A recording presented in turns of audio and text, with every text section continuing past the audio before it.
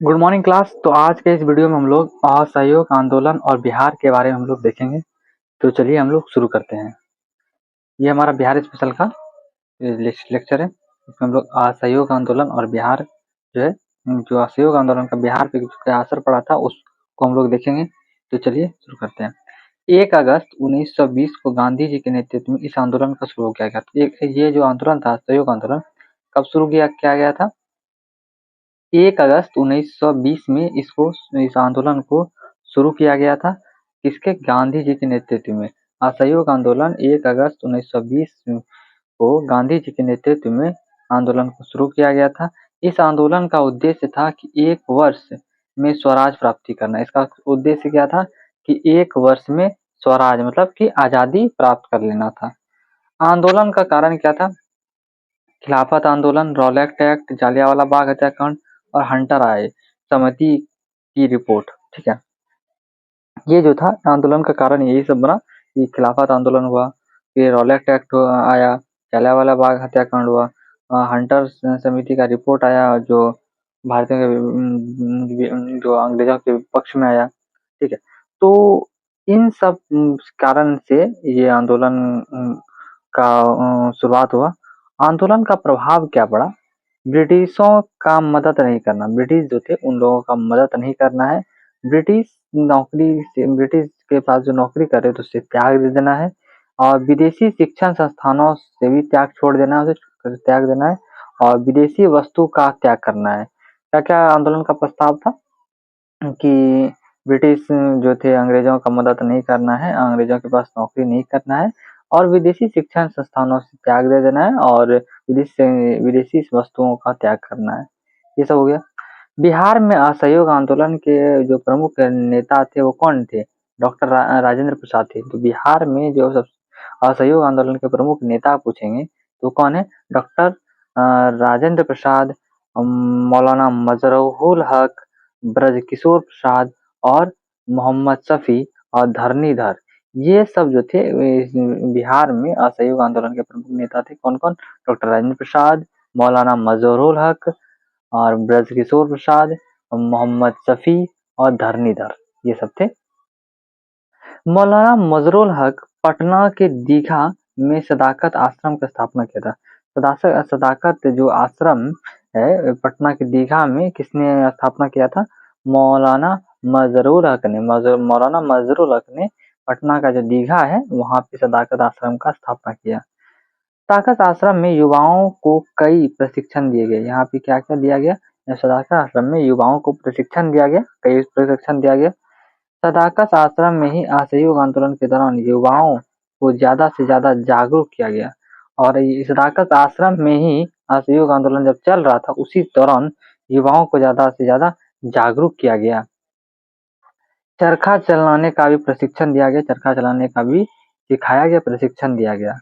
दिसंबर 1920 में गांधी जी भागलपुर यात्रा के दौरान लोगों को शराब के लिए जागरूक किए।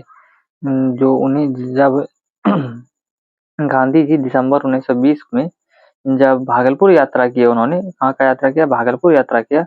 उस दौरान लोगों को शराब के लिए जागरूक किया, मतलब शराब मत पिए उसके लिए जागरूक किया। शाहाबाद तथा डुमरांव के क्षेत्र में गांधी जी ने नशाखोरी तथा नशाबंदी आंदोलन चलाया। शाहाबाद जो है, शाहाबाद हो गया, यहाँ पे गांव भागलपुर आए हुए दिसंबर 1920 में, तो वहाँ पे जागरूक किया। और शाहाबाद और डुमरांव जब गए उस क्षेत्र में, वहाँ पे गांधी जी ने नशाखोरी और नशाबंदी आंदोलन चलाया कि मतलब ये नशाबंदी नशाखोरी नहीं करना है। ठीक है, अब हम लोग आगे आते हैं। इस आंदोलन को मजबूत करने के लिए बिहार के प्रत्येक घर से एक एक चावल जमा कर इकट्ठा एकता जमा करके एकता का प्रमाण देने के लिए मुठिया प्रथा शुरू किया गया। तो ये जो शराब नशाबंदी आंदोलन को बंद करने के लिए, इस आंदोलन को मजबूत करने के लिए बिहार के प्रत्येक घर से एक मुट्ठी एक जो है चावल को एक जो है घर से एक चावल जमा कर एकता का प्रमाण के लिए मुठिया प्रथा शुरू किया गया। क्या कि चावल जमा करके मुठिया प्रथा शुरू किया गया। तो ये मुठिया प्रथा जो हुआ था, चावल को प्रत्येक घर से एकत्रित करना, इकट्ठा करना का प्रमाण क्या है, मुखिया प्रथा शुरू किया गया। साहित्यकार जो है राहुल संस्कृत्यायन ने छपरा में असहयोग आंदोलन के दौरान सक्रिय भूमिका निभाई। जो साहित्यकार राहुल संस्कृत्यायन थे, उन्होंने छपरा में असहयोग आंदोलन के दौरान सक्रिय भूमिका निभाया। ठीक है। सदाकत आश्रम जो है ये असहयोग आंदोलन के दौरान इसका स्थापना किया गया। किसके द्वारा? मजरूल हक के द्वारा। ठीक है, मौलाना मजरूल हक के द्वारा असहयोग आंदोलन के दौरान ही सदाकत आश्रम का स्थापना किया गया। यह बिहार का सबसे बड़ा प्रशिक्षण केंद्र है। बिहार का सबसे बड़ा प्रशिक्षण केंद्र बना। ठीक है, प्रशिक्षण केंद्र बना था। और सदाकत आश्रम में मजरूल हक ने द मदरलैंड पत्रिका का पुनः प्रकाशन प्रारंभ किया था। जो मजरूल हक ने जो मोहम्मद मजरूल हक ने मौलाना मजरूल हक ने सॉरी मौलाना सदाकत आश्रम से ही मौलाना मजरूल हक ने द मदरलैंड पत्रिका का पुनः प्रकाशन जो है प्रारंभ कराया। और द मदरलैंड पत्रिका का माध्यम से बिहार के लोगों को असहयोग आंदोलन के प्रति जागरूकता को फैलाया। ठीक है, ये जो द मदरलैंड जो पत्रिका के माध्यम से ही बिहार के लोगों को असहयोग आंदोलन के प्रति जागरूकता को फैलाया गया। ठीक है, स्वदेशी शिक्षण संस्थानों के रूप में बिहार राष्ट्रीय महाविद्यालय का स्थापना 5 जनवरी 1921 को किया गया। स्वदेशी शिक्षण संस्थानों के रूप में स्वदेशी शिक्षण संस्थानों के रूप में बिहार राष्ट्रीय महाविद्यालय का स्थापना 5 जनवरी 1921 को किया गया। तब क्या किया? 5 जून 1921 को किया गया। 6 फरवरी 1921 को बिहार राष्ट्रीय महाविद्यालय तथा उसके ही भवन बिहार विद्यापीठ का उद्घाटन गांधी जी के द्वारा किया गया। स्वदेशी शिक्षण संस्थानों का के रूप में बिहार राष्ट्रीय महाविद्यालय का स्थापना कब हुआ? 5 जनवरी 1921 में हो गया। और 6 फरवरी 1921 को बिहार राष्ट्रीय महाविद्यालय तथा उसके ही भवन में बिहार विद्यापीठ का उद्घाटन किया गया। किसके द्वारा? गांधी जी के द्वारा। जो 6 फरवरी 1921 को पहले 5 फरवरी 1921 को बिहार राष्ट्रीय महाविद्यालय का स्थापना किया गया स्वदेशी शिक्षण संस्थानों के लिए। और फिर 6 फरवरी 1921 को यही बिहार महाविद्यालय के विद्यालय तथा उसके ही भवन जो इसका भवन है बिहार राष्ट्रीय महाविद्यालय के भवन में बिहार विद्यापीठ का उद्घाटन किया गया। ठीक है, किसके द्वारा? गांधी जी के द्वारा। बिहार विद्यापीठ के कुलपति जो थे मजरूल हक थे, मौलाना मजरूल हक थे। और उप कुलपति हो गया मजरूल हक, उप कुलपति ब्रजकिशोर प्रसाद। कौन थे?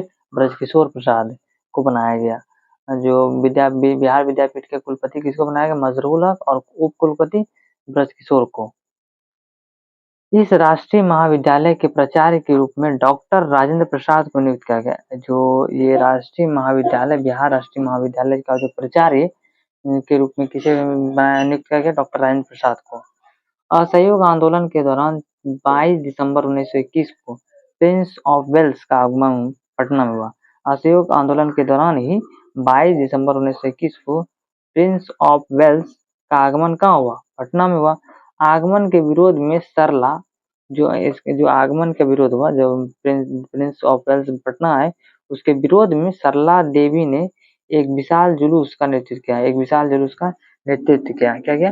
एक विशाल जुलूस का नेतृत्व किया सरला देवी ने, जिसमें भारी संख्या में बिहार की महिलाएं शामिल हुई। इस जुलूस के दौरान प्रिंस ऑफ वेल्स को काले झंडे दिखाया गया। जो इस जुलूस निकाला गया सरला देवी के द्वारा, भारी संख्या में महिलाएं शामिल हुई और इस जुलूस में प्रिंस ऑफ वेल्स को काले झंडे दिखाया गया।